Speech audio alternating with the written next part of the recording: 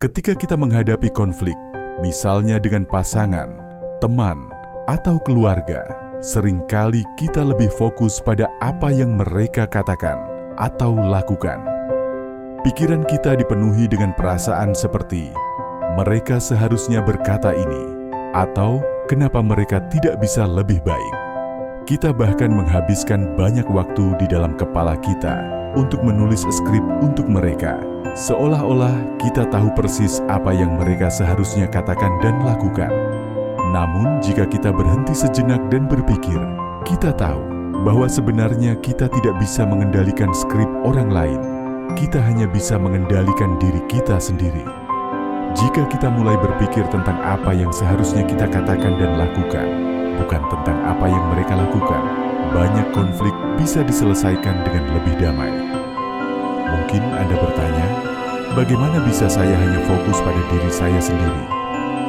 Jawabannya adalah dengan menyadari bahwa kita bukan hanya tubuh dan peran yang kita mainkan. Kita adalah jiwa yang abadi dan penuh potensi.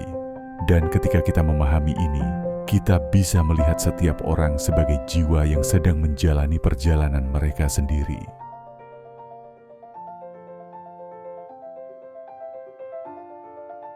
Bayangkan sebuah panggung teater besar, dan kita semua adalah aktor di dalamnya. Ada 5 aktor yang sedang berperan, masing-masing dengan skripnya sendiri. Setiap aktor hanya fokus pada apa yang harus dia katakan dan lakukan. Tidak ada yang perlu khawatir tentang skrip orang lain. Setiap orang tahu perannya, dan semuanya berjalan dengan lancar. Namun, apa yang terjadi jika satu aktor lupa skripnya atau mengatakan kata-kata yang salah? Apa yang dilakukan aktor lain? Apakah mereka berhenti dan memperbaiki? Tidak. Mereka tetap melanjutkan perannya, mengingatkan diri mereka pada skrip mereka sendiri, dan drama akan terus berjalan. Ini adalah gambaran kehidupan kita. Kita semua memiliki peran, tetapi seringkali kita terjebak dalam menilai skrip orang lain, bukan fokus pada peran kita sendiri. Apakah Anda pernah merasa seperti itu? Seolah-olah orang lain perlu mengikuti skrip yang kita inginkan.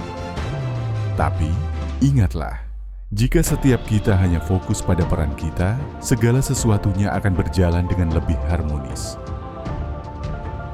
Mari kita mulai dengan sebuah pergeseran kesadaran yang sederhana. Coba ingatlah ini, setiap orang, termasuk kita, adalah jiwa yang sedang berperan dalam kehidupan ini. Peran kita sebagai suami, istri, orang tua, anak, atau teman hanya sementara. Yang sebenarnya adalah jiwa yang memainkannya. Cobalah visualisasikan diri Anda di kantor. Anda datang ke gerbang kantor dan bertemu dengan seorang petugas keamanan.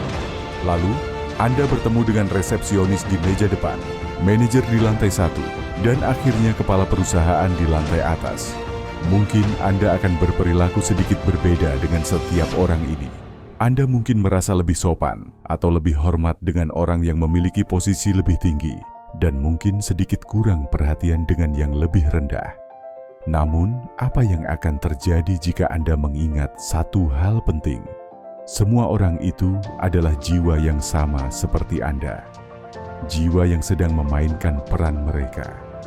Apa yang akan berubah dalam sikap Anda jika Anda berhenti memandang mereka hanya berdasarkan peran mereka dan mulai memandang mereka sebagai jiwa?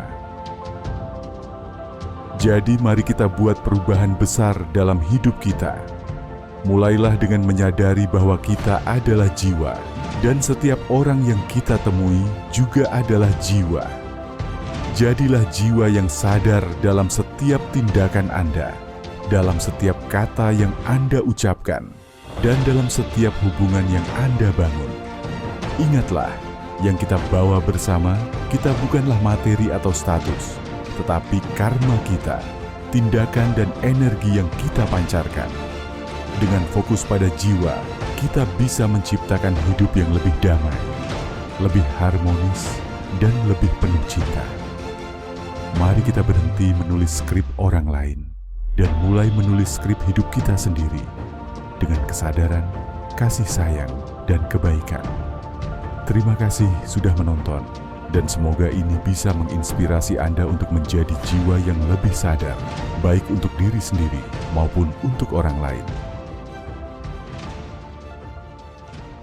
Sekarang, mari kita berfokus pada hal yang paling penting, karma kita. Setiap tindakan, kata, dan pikiran kita membentuk takdir kita. Ketika kita bertindak dengan kesadaran jiwa, dengan pemikiran murni, cinta dan kedamaian, kita menciptakan karma yang baik yang akan membawa kita pada masa depan yang lebih cerah. Apa yang kita lakukan di dunia ini, baik itu dalam pekerjaan, keluarga, atau hubungan, adalah kesempatan kita untuk menciptakan karma yang baik. Tapi, ini bukan hanya tentang apa yang kita lakukan, melainkan bagaimana kita melakukannya. Apakah kita melakukannya dengan kesadaran jiwa? Apakah kita mengingat bahwa setiap orang yang kita temui adalah jiwa yang sedang berjuang dalam hidup mereka? Jika kita bisa menjaga kesadaran ini, kita akan mulai merasakan perubahan besar dalam hidup kita. Kita akan merasa lebih damai, lebih kuat, dan lebih terhubung dengan orang lain, karena kita melihat mereka sebagai jiwa, bukan hanya peran atau tubuh mereka. Sekarang, mari kita masuk lebih dalam. Setiap dari kita, pada dasarnya, adalah jiwa yang agung dan tak terbatas. Apa yang kita lihat sebagai tubuh kita ini hanyalah kostum yang kita kenakan dalam drama kehidupan. Tubuh ini akan menua, dan akhirnya ia akan pergi. Namun, jiwa kita abadi, dan jiwa kita sudah melewati banyak kehidupan dan pengalaman. Pernahkah Anda berpikir tentang usia Anda? Berapa umur tubuh Anda? Mungkin 30, 40, 50 tahun. Tapi siapa Anda sebenarnya? Apa usia jiwa Anda? Sebenarnya jiwa kita tidak terikat oleh waktu. Kita adalah jiwa yang abadi, yang telah melalui banyak kehidupan dan tak terpengaruh oleh perubahan fisik tubuh kita.